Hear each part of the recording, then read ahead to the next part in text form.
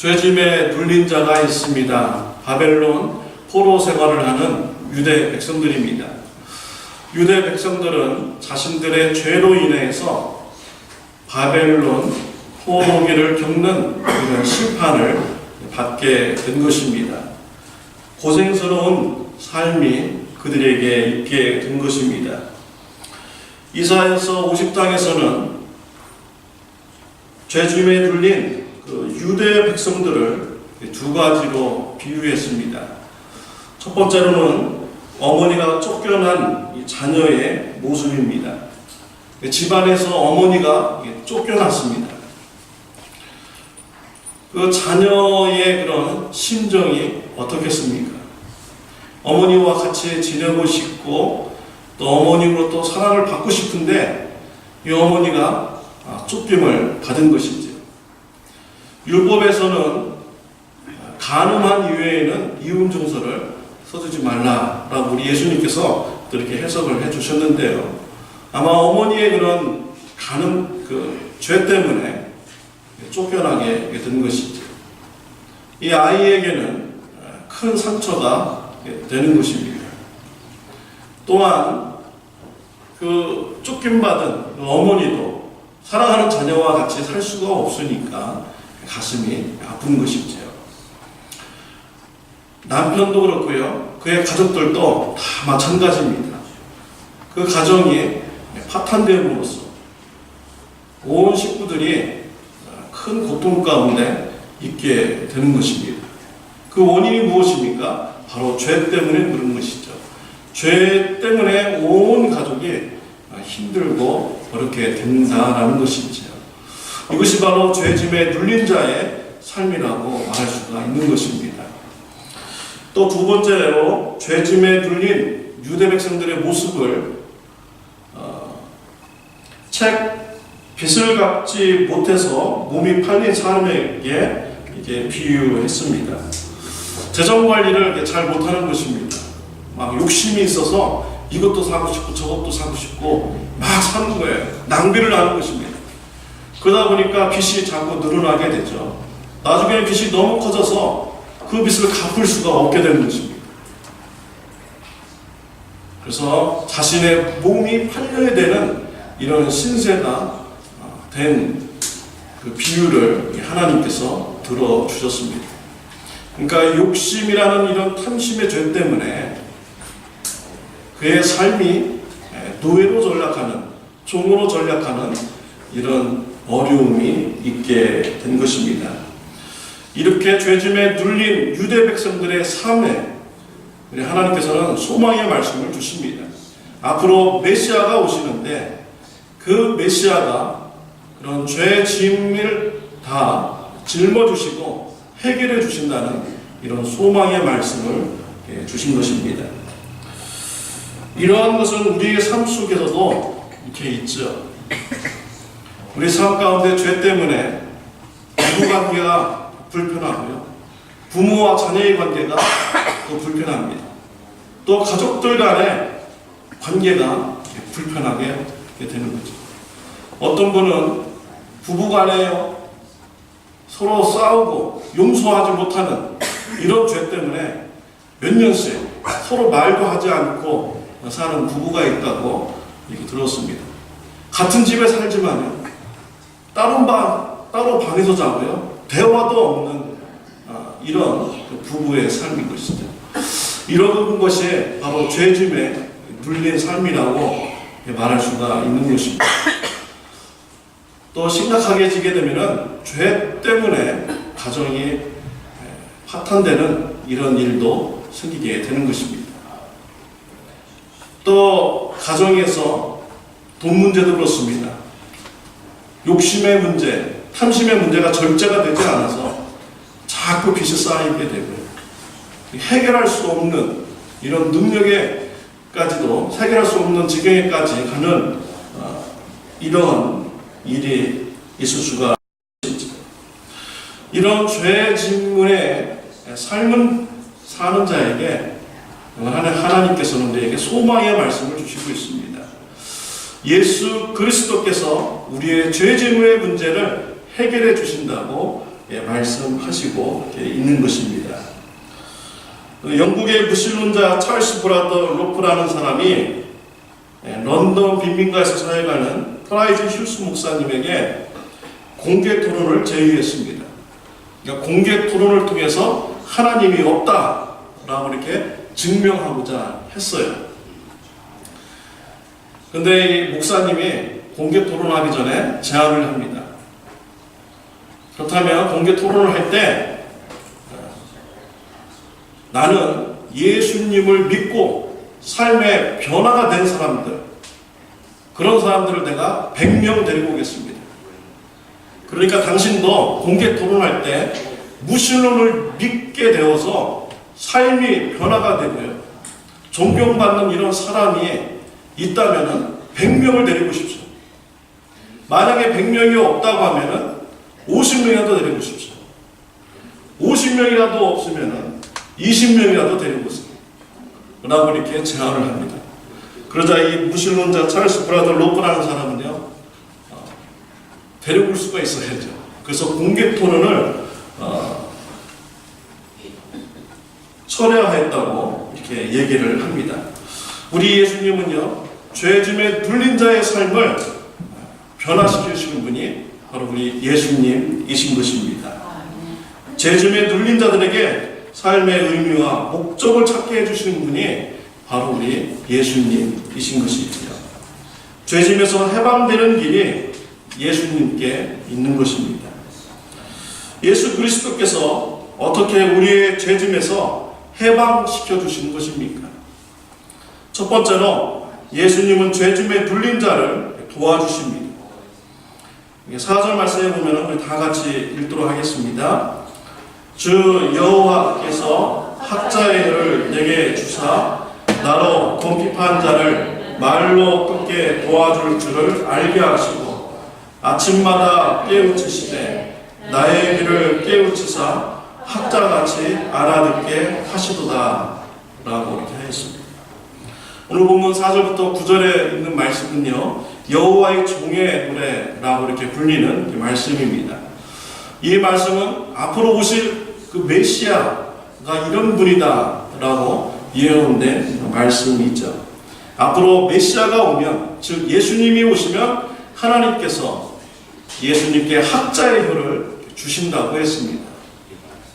학자의 혀는요, 문제의 본질을 무엇인지 알고 또 문제의 답을 정확하게 말할 수 있는 그 혀가 바로 학자의 혀인 것이죠. 하나님께서는 예수님에게 학자의 혀를 주신다고 하셨습니다. 그래서 우리 예수님 사역하실 때 무슨 말씀 하셨는가 잘 보십시오. 우리 예수님은요, 이렇게 한두 마디 하는데 사람의 중심의 마음을 확 뜯는, 꿰뚫는 이런 말씀을 이렇게 하셨습니다.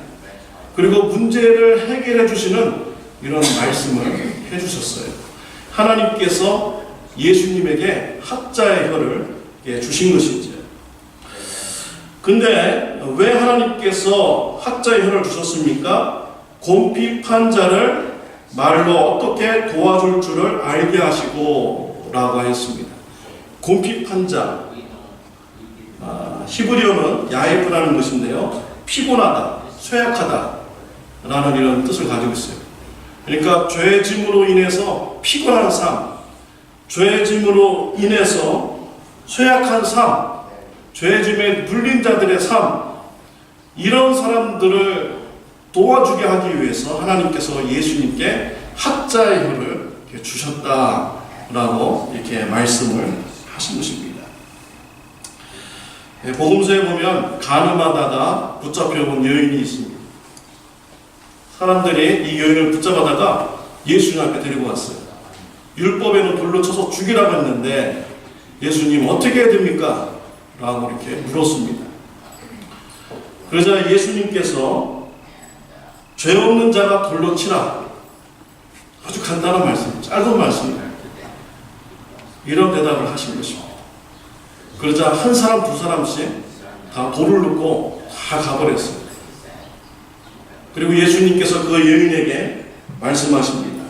나도 너를 정죄하지 아니하노니 가서 다시는 죄를 짓지 말라 라고 이렇게 말씀하여 주셨습니다.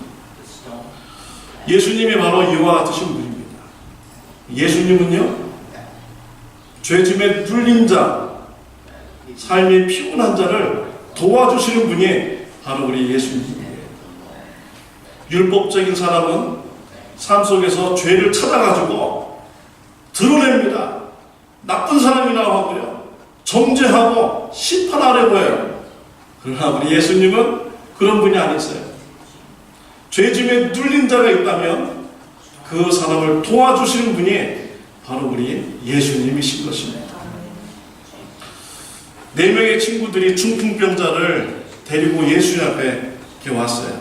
침대에 누웠는데 아마 4명이서 한 코너씩 맡아가지고 들고 온 것 같아요. 근데 예수님이 딱 보니까 죄 때문에 중풍병에 걸린 거예요. 죄 때문에 병 걸린 자입니다. 예수님께서 어떻게 하셨나요? 예수님께서 중풍병자에게 소자야 안심하라, 내 죄사함을 받았느니라 라고 이렇게 하셨습니다. 우리 예수님은 죄인을 봤을 때요, 도와주시는 분이에요. 그 죄인에게 안심하라 라고 얘기하실 때 죄사함을 받았다 라는 이런 해방의 말씀을 그에게 주셨습니다. 그리고 중풍병자가 그 자리에서 일어나고 걸어가는 이런 체험을 그가 받게 된 것이죠.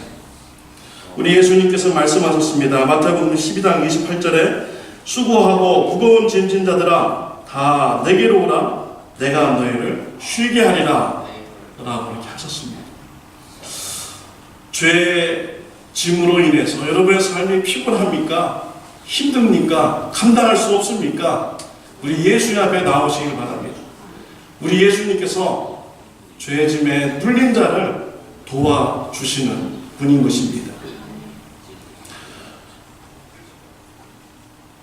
어떤 분은요, 죄의 짐에 눌린 이런 가정이 있어요.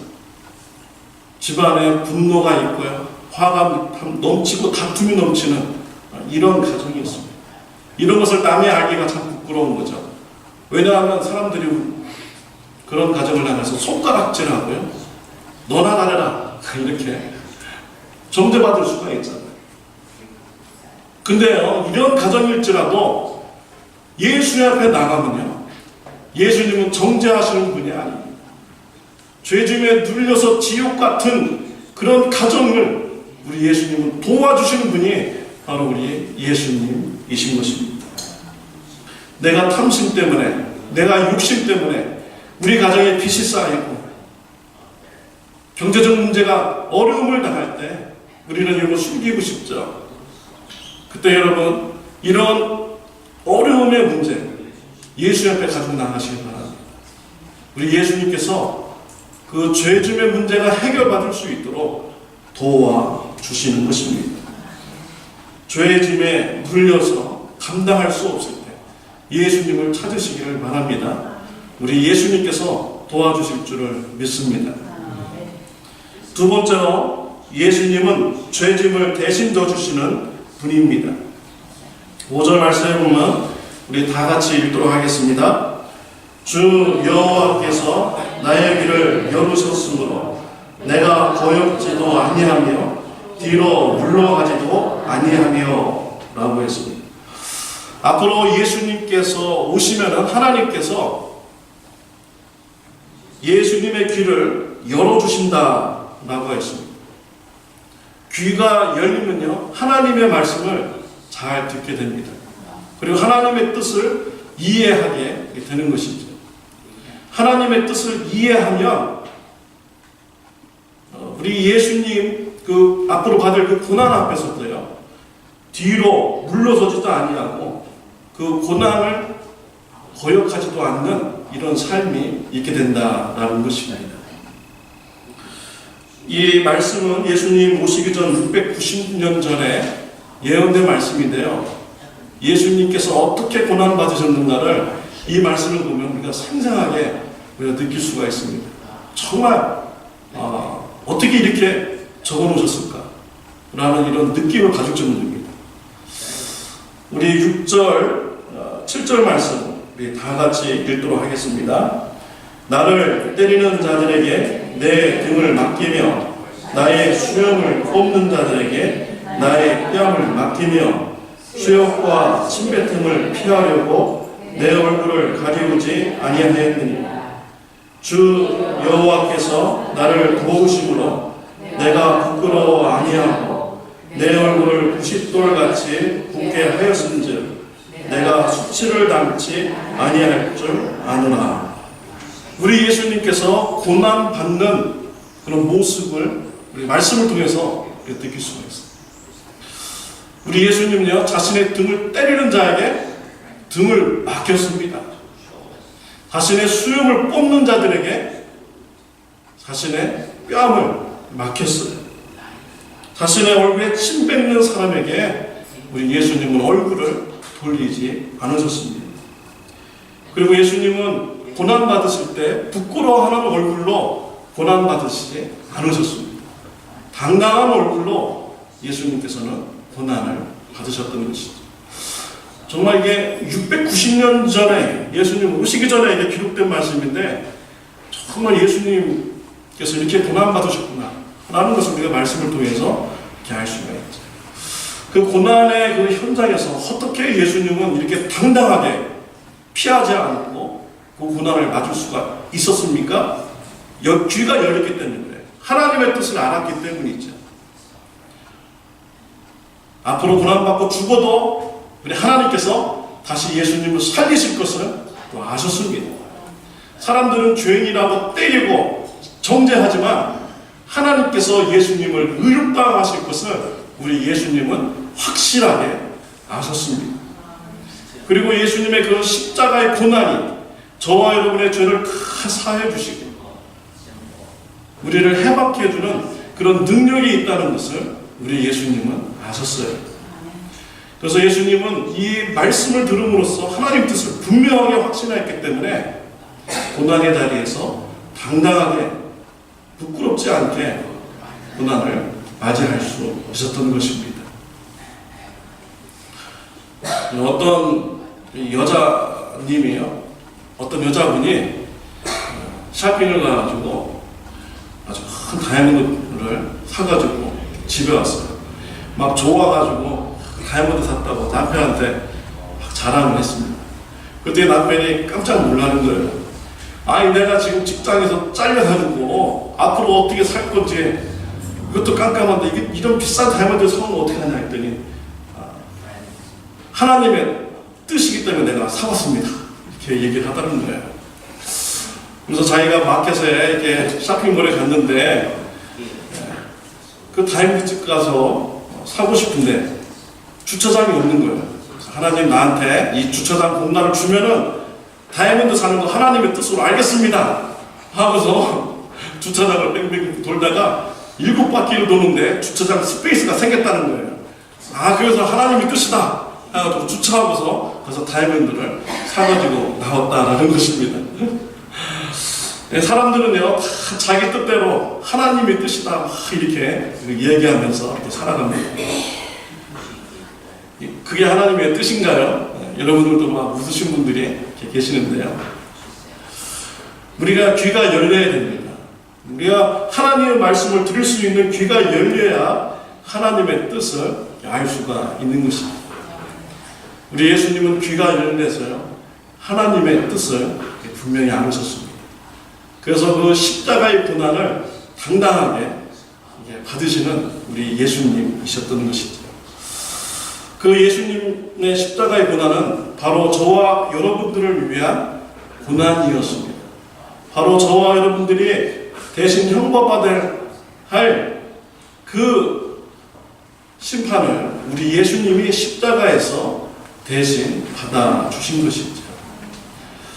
우리가 예수님 앞에 나 대신 형벌 받아주세요, 나의 죄짐을 대신 져주세요 라고 우리는 부탁하지 않았습니다. 그런데 우리 예수님께서 미리 우리의 죄짐을 다 짊어지시고 형벌을 받아주셨습니다. 우리는 예수님 앞에 부끄러워서 그 얘기를 할 수가 없죠. 부탁할 수도 없어요. 내가 지은 죄 당연히 내가 심판받고 내가 지옥 가야 되는 거예요. 근데 우리 예수님이 대신 죄짐을 져주시고 고난을 당하신 것입니다. 얼마나 감사합니까? 예수님의 그런 십자가의 보혈 의지하시기를 바랍니다. 믿으시기를 바랍니다. 여러분의 삶 가운데서요, 나의 그런 죄의 모습 때문에 가정이 힘들어지고 지옥 같은 이런 가정이 될 때요, 그거 어떻게 감당할 수가 있어요? 내가 내 인격 변화시킬 수 있으면 벌써 변화시켰죠. 여러분, 감당할 수 없는 이런 나의 그런 죄의 모습이 있다면 예수님의 보혈 앞으로 들고 나가시길 바랍니다. 예수님의 보혈의 찬송을 부르세요. 십자가의 피를 의지하세요. 예수님의 십자가 피를 찬송하면서 나의 이런 죄의 문제 때문에 우리 가정이 지옥 같습니다. 이 문제를 해결해 주세요. 라고 이런 간구하시길 바랍니다. 그러면요, 정말 놀라운 체험을 할 수 있어요. 예수님의 보혈의 능력이 내 안에 있는 이 죄의 마음을요, 없애주는 이런 체험을 할 수가 있는 것입니다. 하나님, 나의 탐심 때문에, 나의 욕심 때문에, 내가 절제하지 못하는 이런 죄 때문에 우리 가정이 경제적으로 힘들어요. 나도 이걸 어떻게 할 수가 없네요. 우리 예수님의 보혈의 피를 의지하여 간구한다면요, 우리 예수님의 보혈의 피가 저와 여러분의 그런 탐심의 마음, 욕심의 마음, 절제하지 못하는 마음을 없애주시는 것입니다. 우리 예수님께서 저와 여러분의 죄짐을 다 지시고 십자가에서 고난 받으신 것입니다. 주님의 보혈에는요, 능력이 있습니다. 주님의 보혈을 의지하시기를 바랍니다. 예수님의 보혈을 찬송하면서 저와 여러분의 그런 죄짐을 누르게 하는 이런 죄를 해결받는 귀한 축복이 있으시기를 바랍니다. CCC 대학생 선교단체에서 있었던 간증입니다. CCC에서 전도를 할 때 사형리로 이렇게 어떻게 전도하는지 훈련을 시켜줍니다. 훈련을 시킨 후에 실습을 시켜줘. 나가서 전도해보라고. 그래서 두 시간을 두고서 거리에 나가서 전도하고 오라고 했습니다. 근데 한 학생이 사형리를 가지고 나가서 전도를 하려니 겁이 나는 거예요. 두려운 것입니다. 내가 과연 전도할 수 있을까? 난 전도 절대 못해. 그래가지고 꾀를 냈습니다. 선교 단원 애들이 안 보이는 곳까지 멀리 갑니다. 그리고 커피숍에 들어갔어요. 2시간 동안 내가 커피숍에 앉아서 시간대 보다가 내가 이제 가야겠다. 이런 생각을 가지고 커피숍에 들어가는 것입니다.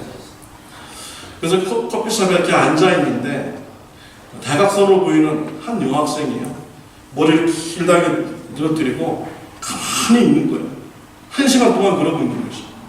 그 학생을 볼 때 마음에 내가 복음을 전해야겠다, 이런 생각이 드는 것입니다. 그래서 그 학생에 가서 사인리를 쭉쭉쭉 읽어주면서 복음을 전했습니다. 그랬더니 그 학생의 반응이요, 가방에서 봉지 하나를 딱 꺼내 내 책상에 탁 올려놓는 거예요. 실은 내가 오늘 약국 여러 군데를 도와다녔습니다. 그래서 이 약을 모았습니다. 내가 여기서 커피 한 잔 먹고 집에 가서 내가 죽으려고 내가 오늘 결심했습니다. 근데 당신이 나에게 다가와서 하나님의 사랑에 대해서 얘기해줘. 나는 이제 더 이상 이 이야기 필요 없습니다. 당신 가져가십시오. 라고 이렇게 얘기를 했다고 합니다. 하나님의 사랑의 소식을 들었을 때 죽음을 포기하고 다시 살고자 하는 이런 삶의 소망을 가지게 된 것입니다. 죄의 짐에 눌려 피곤하신 분이 있습니까? 죄의 짐 때문에 가정이 힘드십니까? 죄의 짐 때문에 경제적으로 힘드십니까? 예수님은 죄에 눌린 자를 도와주시는 분인 것입니다. 예수님은 죄의 짐을 대신 져주시는 분인 것입니다. 예수님은 저와 여러분들을 사랑하고 계십니다. 수고하고 무거운 짐진 자들아 다 내게로 오라. 내가 너희를 쉬게 하리라 라고 하셨습니다.